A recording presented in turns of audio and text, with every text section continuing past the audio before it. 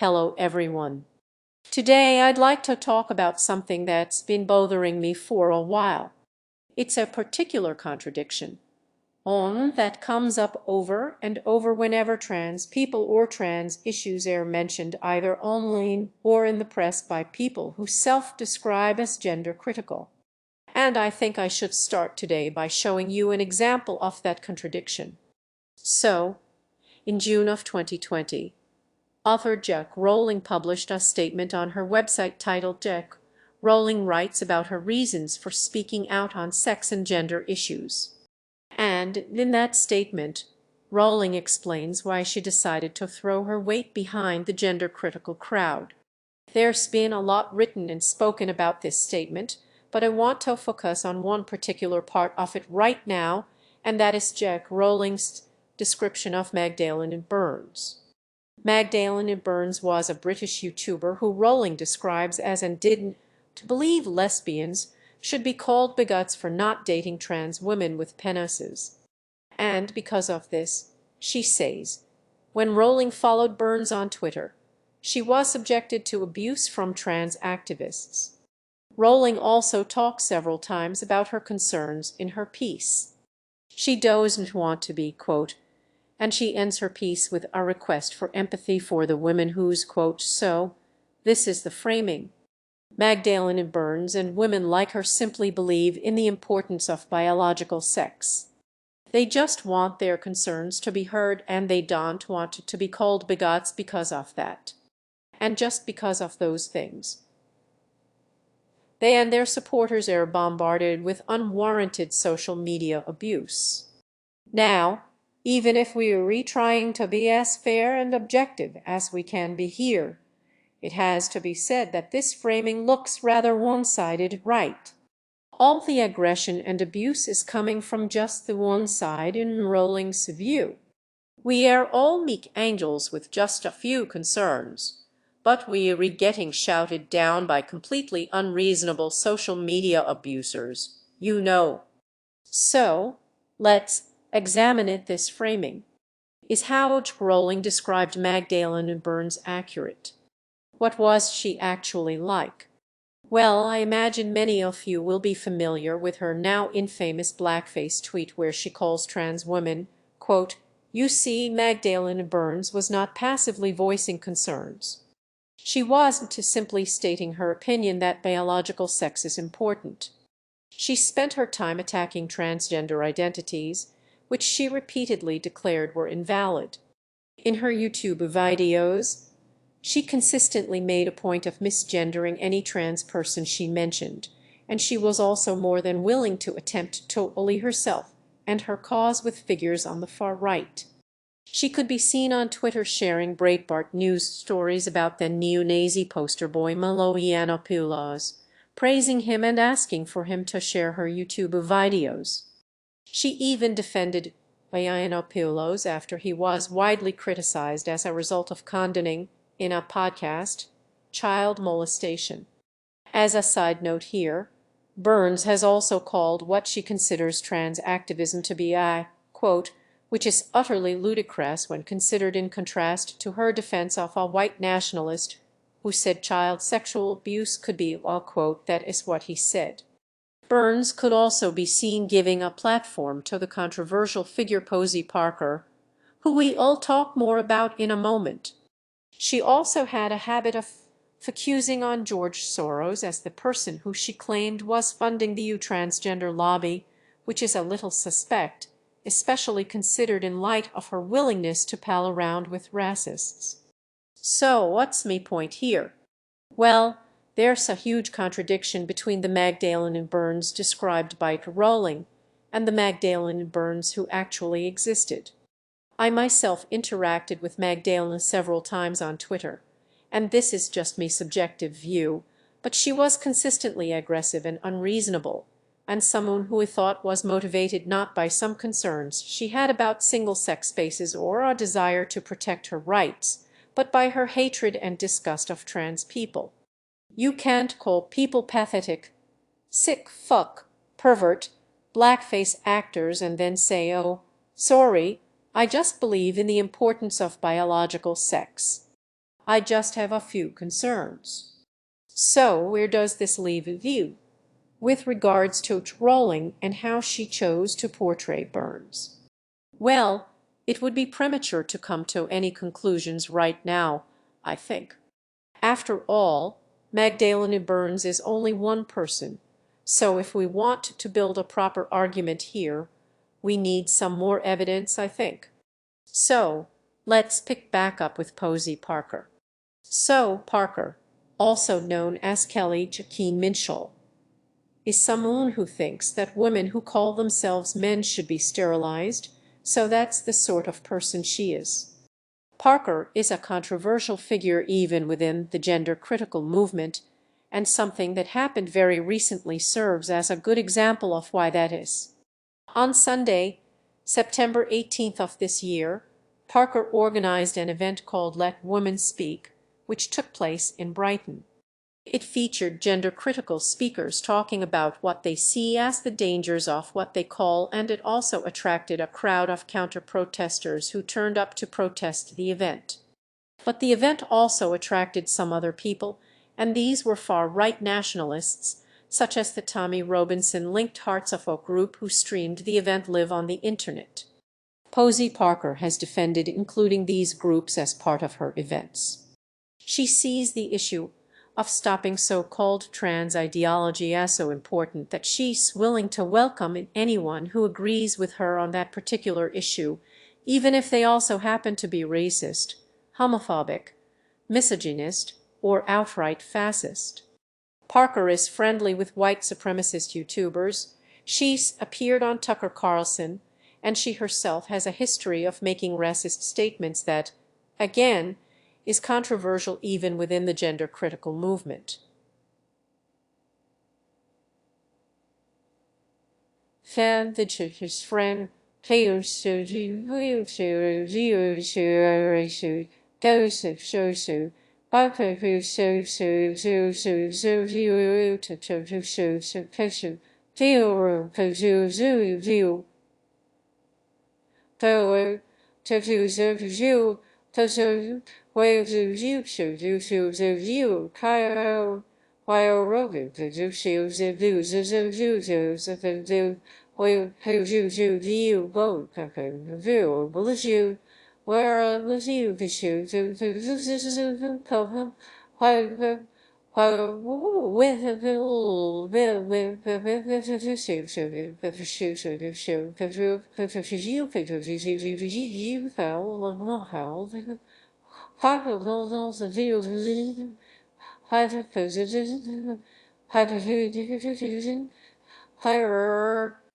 Some gender-critical people refused to associate with her, and the group Women's Place put out a statement explaining why they were cutting all links with Parker, saying, quote, "Another person upset about the far-right infiltration of the gender-critical movement is Angela Wild, member of the group Get the L Out, who viewers of my other videos will definitely remember.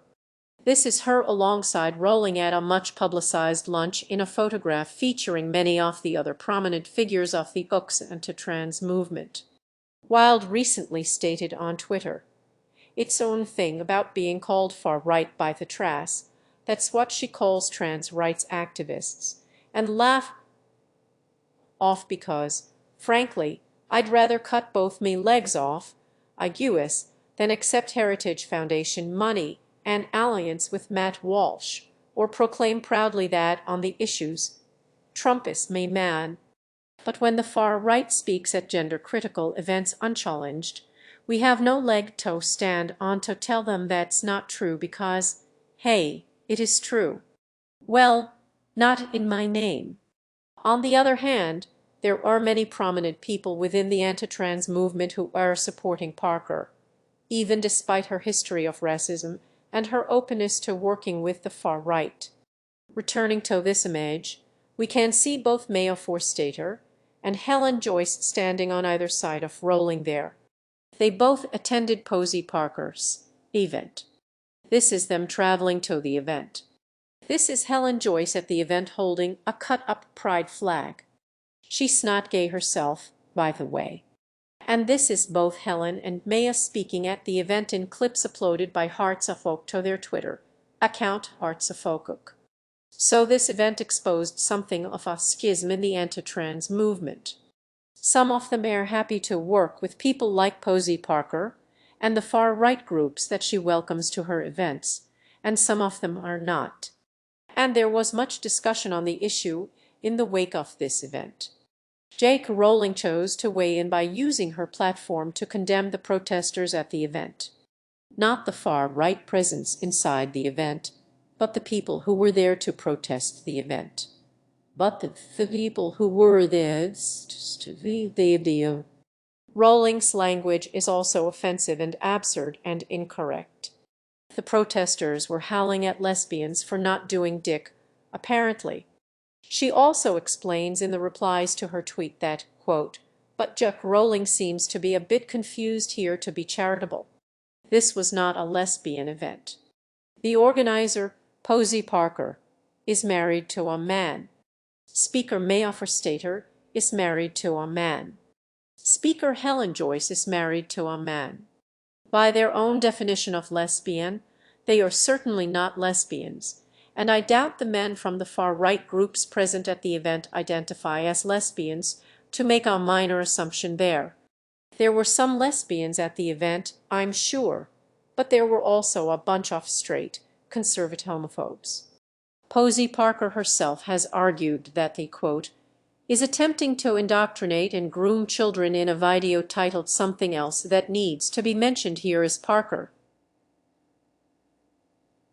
Association with an American group called Hands Across the Aisle, an organization that claims to want to unite radical feminists with conservative Christians in order to oppose what they call gender identity ideology. Hands Across the Aisle was founded by Kaylee Triller and Emily Zinaz, both of whom oppose gay rights and campaign to outlaw abortion. Zinaz attends anti-abortion rallies as seen here, and Triller writes anti-abortion articles like this on Untitled Hands Across the Aisle claims Posey Parker as a member. Here she is meeting founder Emily Zinaz, and the group have posted fundraising campaigns in support of Parker on both their Facebook page and their website. So Parker is associated with and has taken money from conservative anti-abortion campaigners in the United States.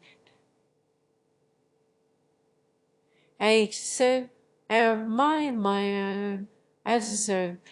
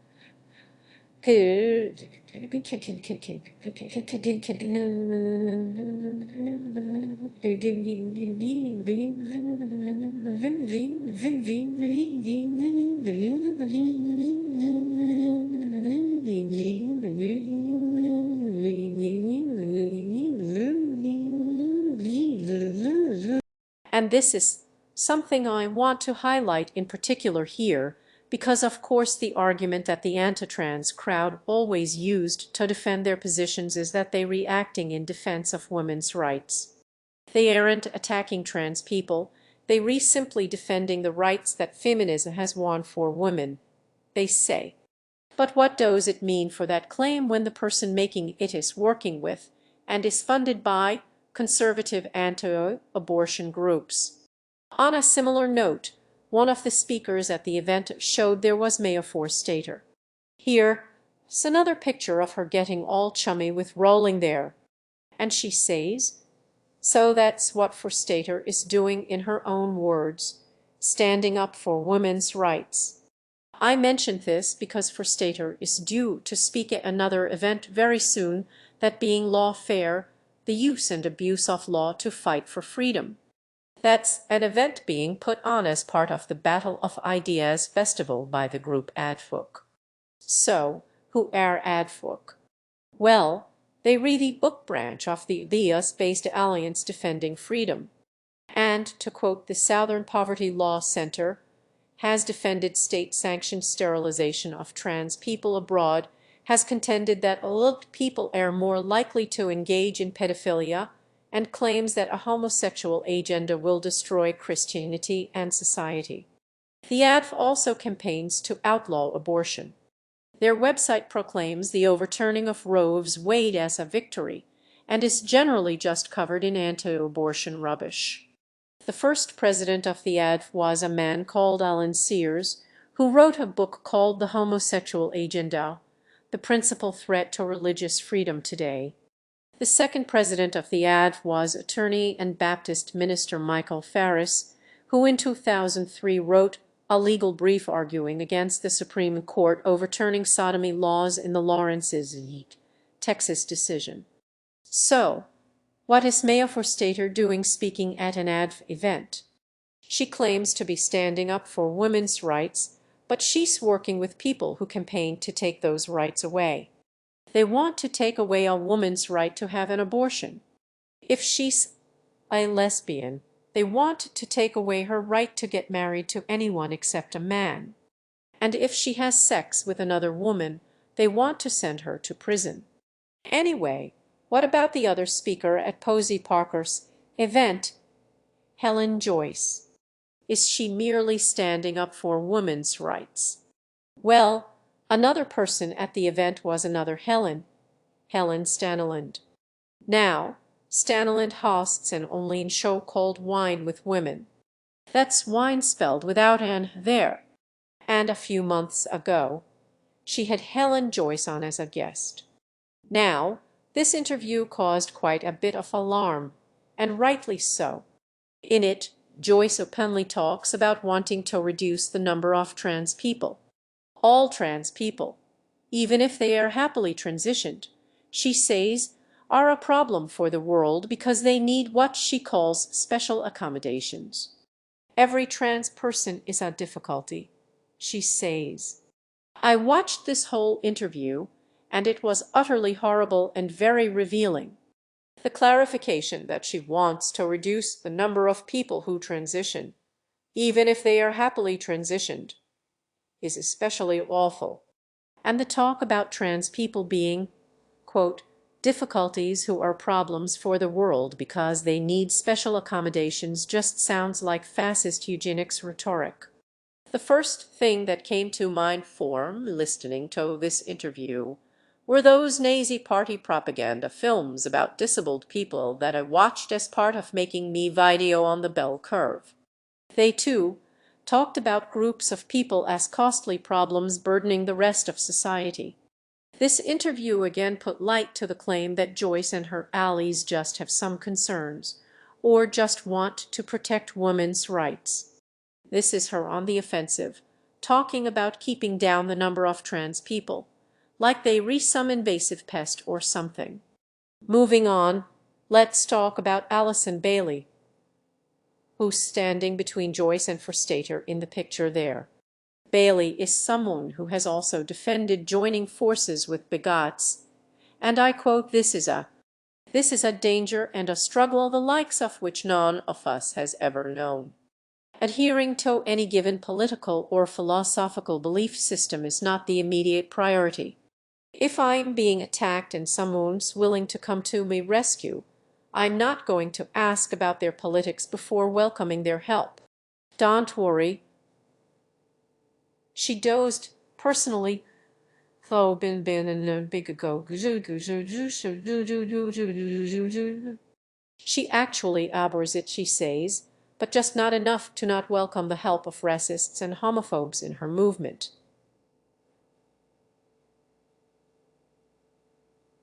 The hell? In you now, no house of you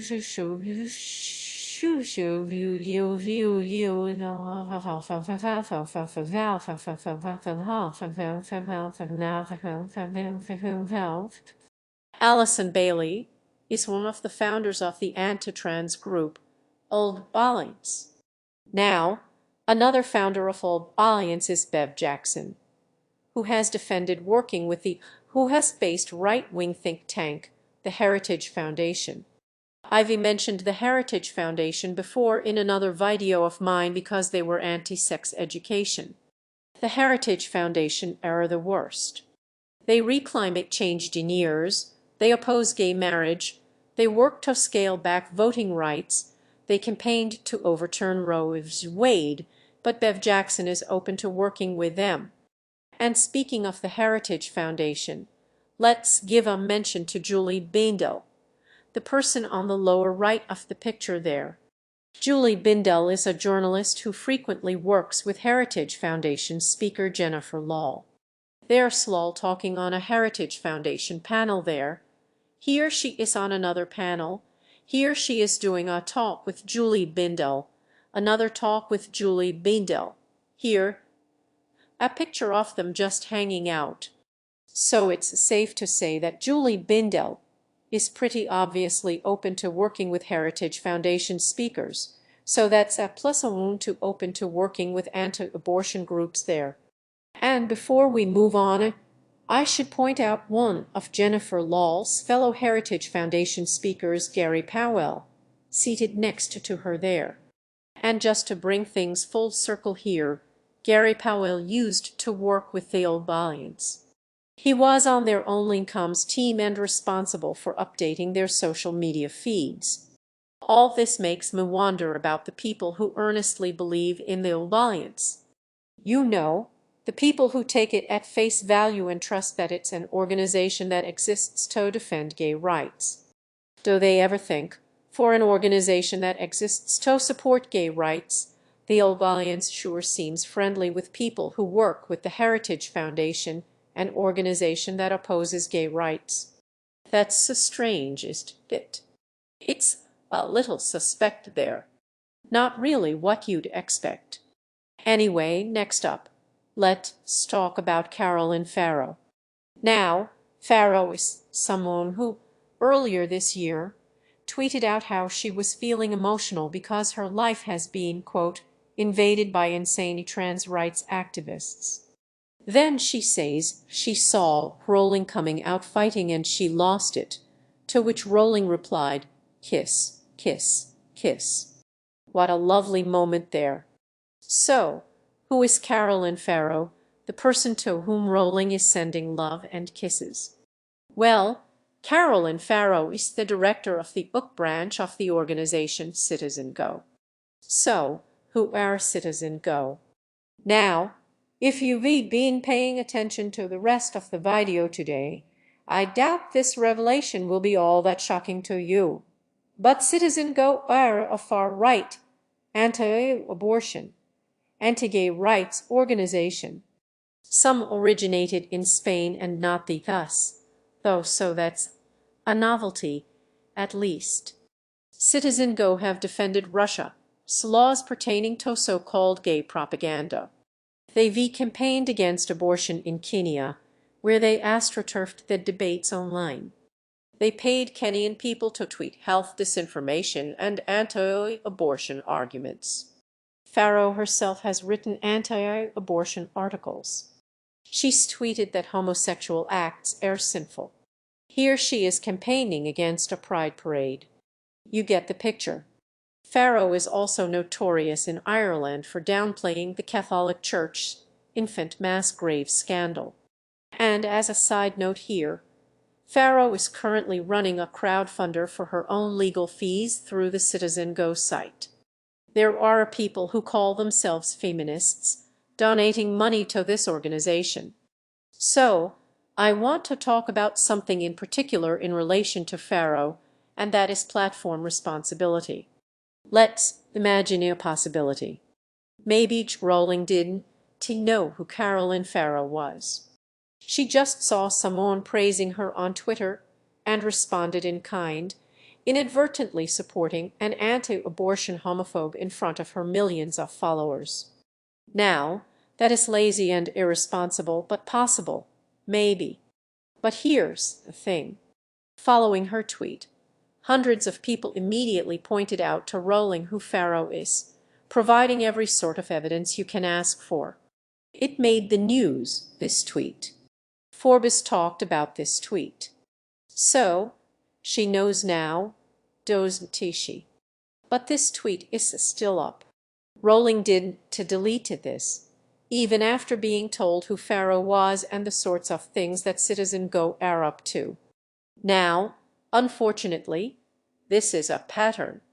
As another example, Rowling has praised the anti-trans work of self-described theocratic fascist Matt Walsh, a man who is currently in hot water after an audio recording surfaced of him seeming totally cool with adult men impregnating minors, so long as they also get married to them.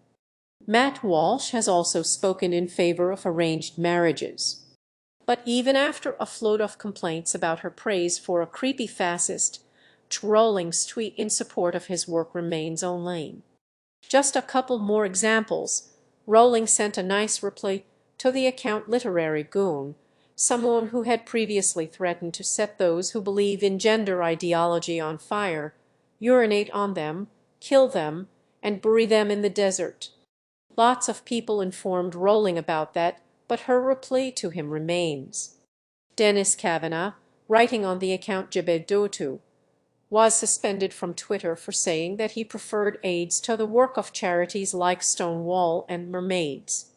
When he returned to Twitter, Rowling was there to welcome him back, even though she was told why he was suspended, and he himself claimed to, quote, stand by every word in her Twitter replies. He was later suspended again for threatening those charities and their friends, saying he would, quote, fucking nail you to a wall.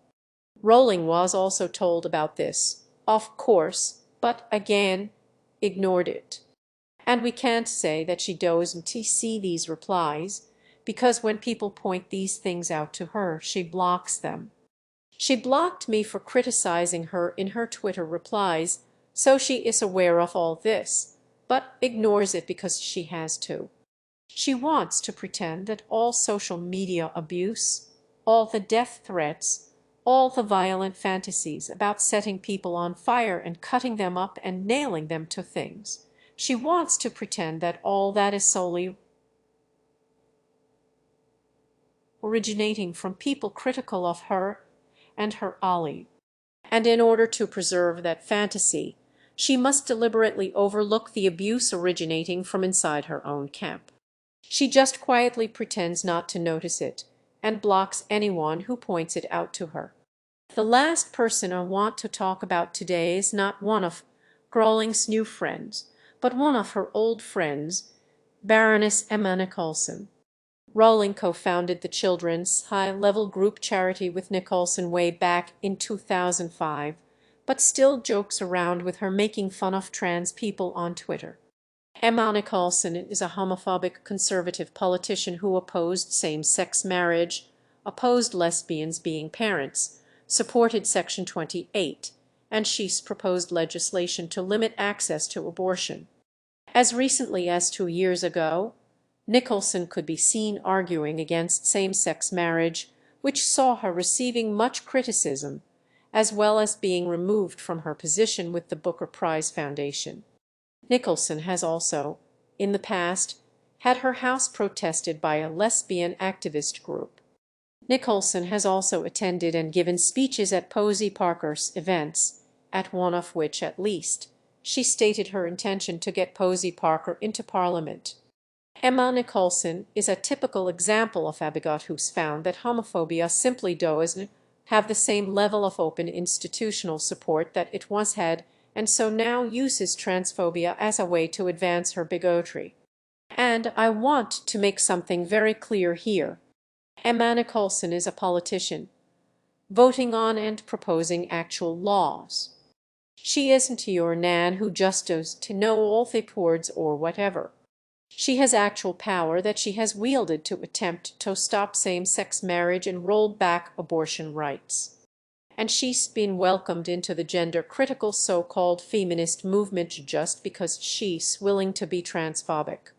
With this in mind, I want to think about J.K. Rowling's claim that she supports abortion and gay marriage.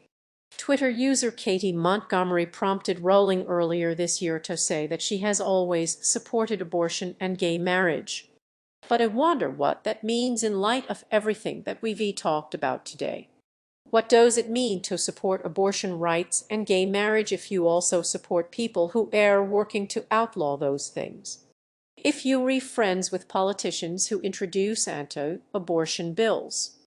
Several groups we've talked about today actively campaign to take away abortion rights and gay marriage rights, and many people that J.K. Rowling supports either work for those groups directly or are open to working with them as part of an anti-trans movement.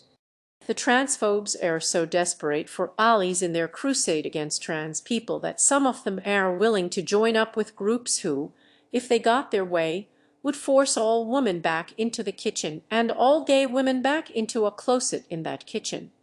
The anti-trans movement claim to only be protecting their rights, but these are the very same rights that they are willing to risk by allying themselves with far-right reactionary movements that seek to take those rights away. This alliance threatens women's rights far more than anything trans people are accused of doing, and it seems obvious to say this, but it reveals that this movement is not really about protecting women's rights, but can only be about attacking trans rights.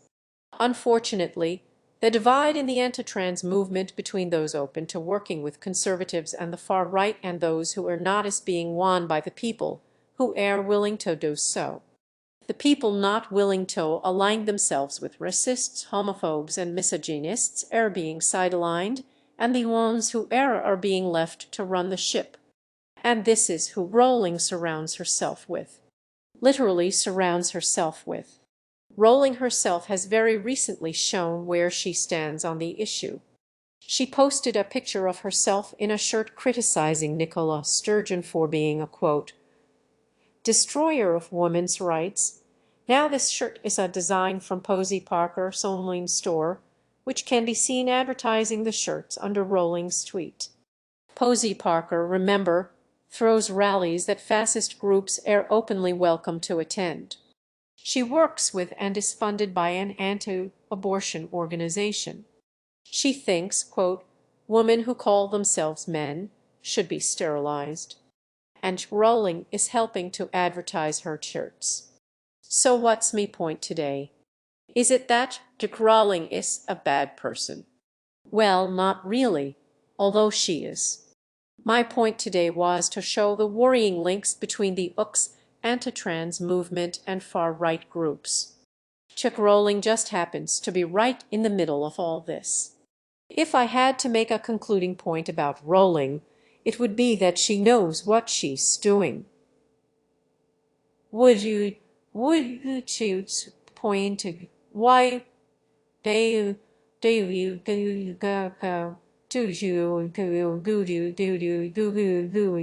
we wish you would I had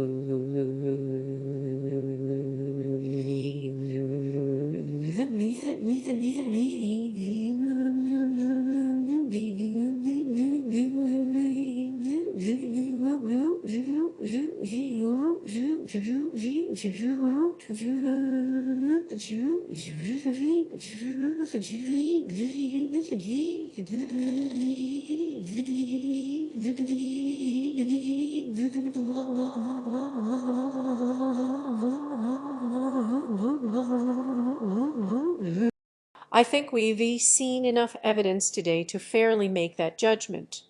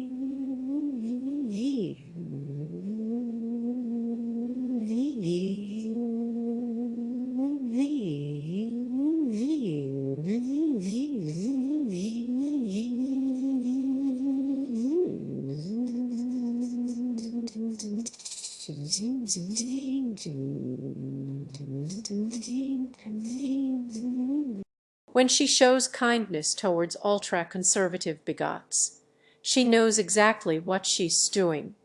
When she attacks and mischaracterizes the people who protest those ultra-conservative bigots, she knows exactly what she's doing. She is a long-time friend of ultra-conservative bigots. After all, that's just who she is. And everything she says about respecting trans people and marching with them if they were discriminated against or whatever else is just a lie. She's just a liar. The contradiction I mentioned at the start of the video isn't really a contradiction at all. It's just a conscious misrepresentation of the anti-trans movement. And I'd like to end today by thinking again about Angela Wilde, the person who said she was horrified about the gender-critical movement being handed over to the far right. And I'd like to have a brief word with anyone who has thus far supported the anti-trans movement, but now, like Angela, has some concerns about all the racists and homophobes turning up. So, hello. Whatever you think trans people are up to, it has to be said that, objectively, it is some small beans compared to the outlawing of abortion and the recriminalization of gay sex. Now, I'm not speaking for anyone but myself here, but trans people are not your enemies. Trust me. But the Heritage Foundation Citizen Go, the ad hands across the aisle and groups like them, they are actually coming for your rights. They have people working around the clock trying to undo the last century of feminism. Are you content to be used by them? Especially if you re not straight yourself, you re gonna be relegated to being the gay camouflage for a bunch of straight conservative homophobes who work with the religious right. Do you really think that they'd stop after pushing just trans people back in the closet? Of course they wouldn't. The moment you redone helping them push trans people in, you'll all feel the hands on your back, believe me. So, get out now. That's me advice.